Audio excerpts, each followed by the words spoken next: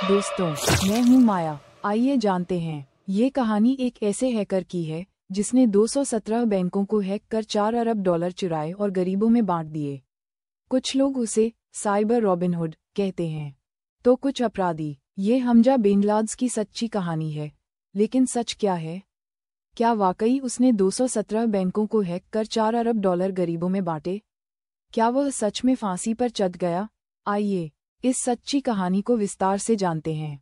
Hamza bin Laden का जन्म Algeria में हुआ था। एक साधारण परिवार में जन्म लेने वाले हमजा ने बचपन से ही कंप्यूटर और तकनीक में गहरी रुचि दिखाई। जब दूसरे बच्चे खिलौनों से खेलते थे, तब वह कंप्यूटर की दुनिया में खोया रहता था। 10 साल की उम्र में उसने अपना पहला कंप्यूटर हासिल किया। जल्दी ही उसने इंटरनेट की बारीकियां समझ लीं।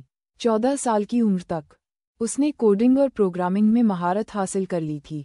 युवावस्था में आते ही हमजा को समझ में आ गया कि इंटरनेट और साइबर दुनिया में अनगिनत अवसर हैं। उसने देखा कि कैसे बड़ी कंपनियां और बैंक आम लोगों के पैसे से करोड़ों अरबों की कमाई कर रहे थे, जबकि गरीबों के पास 2 वक्त की रोटी तक नहीं थी। हमजा को पहली बार हैकिंग में दिलचस्पी तब आई जब उसने एक ऑनलाइन फोरम पर पढ़ा कि कैसे बैंकिंग सिस्टम को आसानी से हैक किया जा सकता है। उसने छोटे छोटे साइबर हमलों से शुरुआत की और धीरे धीरे बड़ी कंपनियों और बैंकों की कमजोरियों को पहचानने लगा। लेकिन हमजा कोई आम साइबर क्रिमिनल नहीं था। उसने हैकिंग को एक सामाजिक मिशन बना लिया। उसका मुख्य लक्ष्य था अमीरों से पैसा चुराकर गरीबों में बांटना। हमजा बिन लादेन ने दुनिया भर के 217 बैंकों को निशाना बनाया। उसने अत्याधुनिक तकनीकों का इस्तेमाल करके बैंकों के सिक्योरिटी सिस्टम को बाईपास किया और उनके अकाउंट्स से अरबों डॉलर निकाल लिए। कैसे की उसने इतनी बड़ी हैकिंग? Phishing attack. हमजा ने बैंक अधिकारियों और कर्मचारियों को नकली ईमेल भेजे जिससे उन्हें वायरस से संक्रमित लिंक खोलने पड़े। Malware attack. उसने बैंकिंग सिस्टम में ऐसे वायरस भेजे जिससे उसे अंदर घुसने का रास्ता मिल गया। SQL injection attack. उसने बैंकों के डेटाबेस को हैक कर अकाउंट्स तक पहुंच बना ली। Dark web technology. अपने आईपी एड्रेस और लोकेशन को छिपाने के लिए उसने डार्क वेब का इस्तेमाल किया।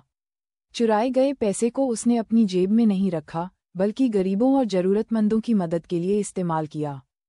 फिलिस्तीन में संघर्ष से प्रभावित परिवारों को आर्थिक सहायता दी। अफ्रीका में कई अनाथालयों और स्कूलों के निर्माण के लिए दान दिया।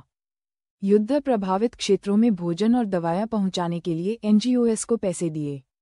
हमजा लगातार अपनी लोकेशन बदलता रहता था, लेकिन 2013 में उसकी किस्मत ने उसका साथ छोड़ दिया।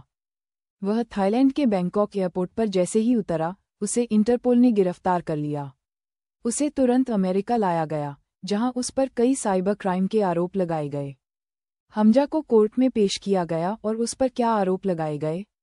217 बैंकों को हैक करना, 4 अरब डॉलर की साइबर लूट, अंतर्राष्ट्रीय बैंकिंग सिस्टम को नुकसान पहुंचाना, अमेरिका और अन्य देशों के वित्तीय संस्थानों को खतरे में डालना, और अदालत ने सुनाई और मौत की सजा।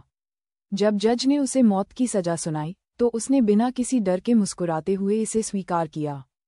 कोर्टरूम में उसकी यह तस्वीर वायरल हो गई, जिसमें वह हंसते हुए दिख रहा था। क्या हमजा को सच में फांसी दी गई? यहाँ से कहानी रहस्यमयी हो जाती है। कुछ रिपोर्ट्स के अनुसार हमजा को 2016 में फांसी दे दी गई, लेकिन कई लोगों का मानना है कि उसे सिर्फ उम्रकैद की सजा हुई और वह अभी भी जेल में है। कुछ कयास ये भी लगाते हैं कि सीआईए ने उसे अपने लिए काम पर रख लिया।